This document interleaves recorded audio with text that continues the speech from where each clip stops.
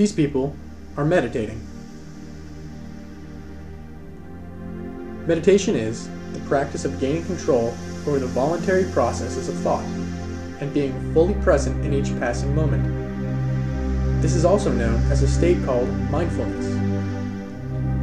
Our small team of positive psychology students, Caitlin, Tanya, Marcus, and myself, began researching the components of mindfulness, and now we were going to mess with the heads of a few lucky participants that we bribed here with free Chick-fil-A and coffee. The experiment came in the form of two 40-question tests, one before the meditation and one after. It was actually really nice to see. Beforehand, their energy wasn't attentive. When you would speak to them, they were there, but they were also elsewhere. If you're always racing to the next moment, what happens to the one you're in? And who knows, it may have sparked an interest to them, so they may have do it more, and they may tell other people, so change the way they think. It was designed to gauge the immediate impact of just 15 short minutes of mindfulness meditation and how the simple action of sitting still could reduce the distorting properties of thought. It's the science behind one of the oldest disciplines in the world, and finally, we're beginning to understand it. The mind is the ultimate influence. It's a machine we cannot shut off unless we practice the skill that allows us to. Our study involves identifying the concepts of mindfulness, the power of influential thinking, and the concept of flow in order to harvest our full mental potential. Is there really that much more to us than meets the eye? Does meditation hold the key to unlocking it? Or is this whole sitting still business a waste of time? Here's our attempt to find out. But first, here's some more information on what fosters this potential.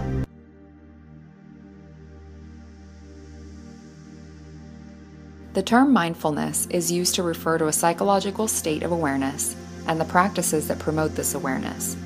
It is both a mode of processing information and a character trait. Mindfulness is a moment-to-moment mental digestion of one's current experience without judgment. Simply put, mindfulness is another word for absolute awareness.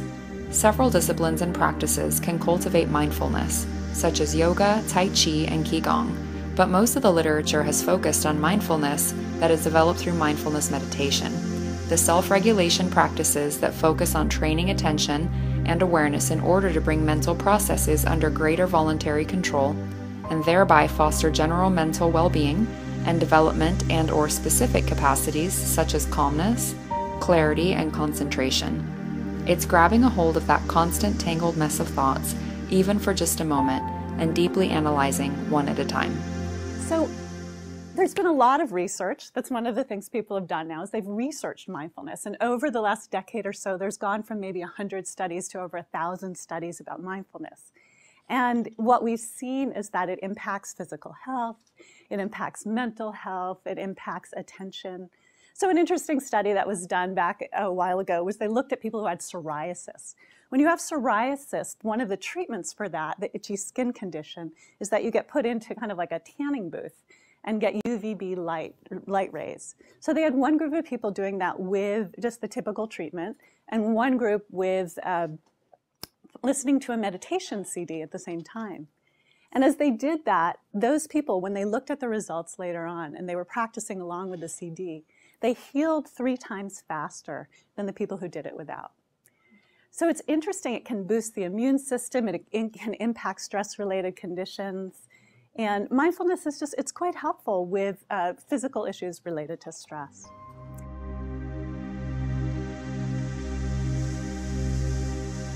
In every possible way. We are our minds. Everything you think, your mind has manifested. Your mind is not separate from your body. When you're angry and your thinking is distorted, you are likely to do harm to others, and that's a reflection of feeling hurt yourself. When you do feel calm and you are present, you think about the things that you do. You become more intentional and loving in your actions, and that can only lead to increased positive effect in the community. If you can cause the influence for others to meditate and become mindful, it will change the world. One person, one thought, one action at a time.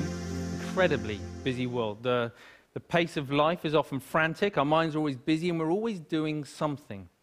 So with that in mind, I'd like you just to take a moment to think, when did you last take any time to do nothing? Just 10 minutes. undisturbed. And when I say nothing, I do mean nothing. So that's no emailing, texting, no internet, no TV, no chatting, no eating, no reading. Not even sitting there reminiscing about the past or planning for the future. Simply doing nothing. I see a lot of very blank faces. My thinking is probably have to go a long way back. And this is an extraordinary thing, right? We're talking about our mind. The mind, our most valuable and precious resource through which we experience every single moment of our life.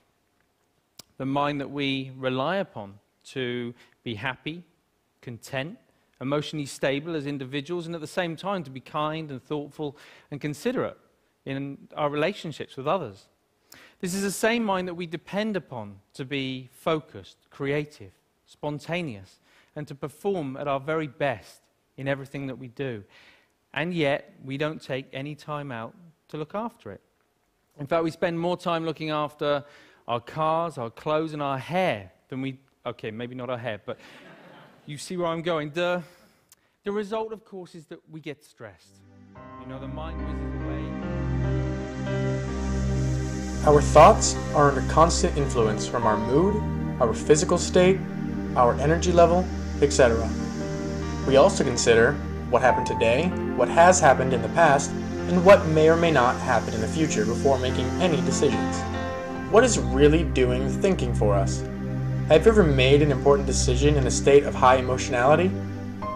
Was it the best decision of your life? Things like this happen because emotions commonly occur outside of our realm of detection and then guide us to biases or opinions without us really knowing why. The practice of mindfulness is having a pure, non-influenced origin for each thought. Now, you've all heard of the placebo effect before, when something with no known therapeutic value can actually make people feel better. It's a great trick our minds play on us, that by believing and expecting something to work, it actually does. But what's weird is that the strength of the effect can differ for some really strange reasons. For example, the same placebo can treat pain half as well as aspirin, while at the same time treating pain half as well as morphine. Morphine's a much more powerful painkiller, but a placebo is half as effective as both? Saying a placebo will reduce pain reduces pain, but saying that the same placebo will increase pain increases pain. Believing that a placebo will make you feel better will make you feel better. Believing that it won't has the opposite effect. Now, placebos aren't just pills.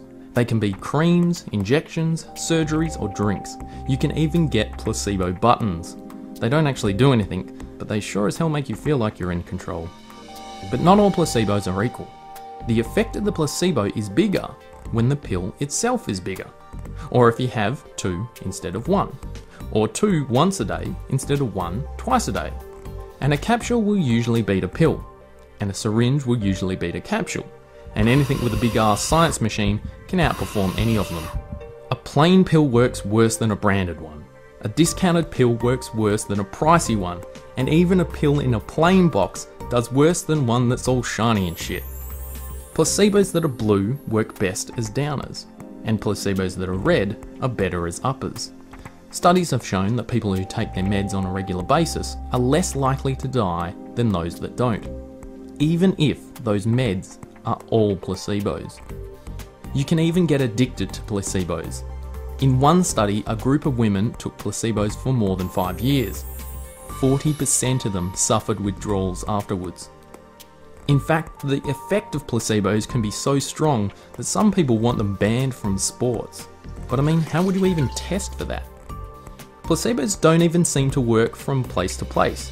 For example, in Germany, using a placebo to treat ulcers works better than anywhere else in Europe. But using a placebo that treats hypertension doesn't work nearly as well as it does for its neighbours. Now, remember that all of this is about comparing things that both have nothing medically effective in them, which goes to show that a placebo isn't about what's in it, but about the beliefs that we load onto it. Our minds create the medicine, and that is pretty freaking weird.